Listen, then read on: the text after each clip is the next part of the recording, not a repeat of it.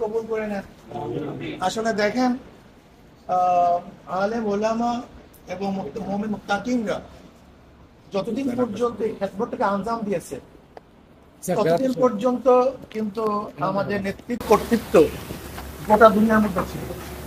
কিন্তু যখন আমরা খেদমত থেকে অনেক দূরে চলে গেছি তখন নেতৃত্ব কর্তৃত্ব থেকে আমরা অনেক দূরে চলে গেছি।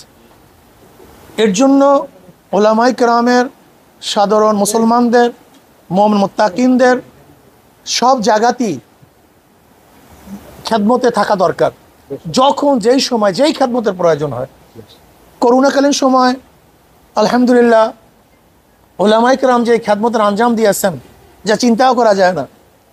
ইসলামী আন্দোলন বাংলাদেশ, আমাদের ইয়াকুব সাহেব তাকওয়া সহ সমস্ত ওলামায়ে কেরাম এবং সমস্ত দেশপ্রেমিক এবং ইসলাম প্রেমিক ভাইয়েরা, অন্য কেউ না, যারা ইসলাম এবং মুসলমান তাদেরকে আমরা দেখেছি যে তারা জীবনের রিস্ক নিয়ে এই কাজগুলো আঞ্জাম দিয়েছে।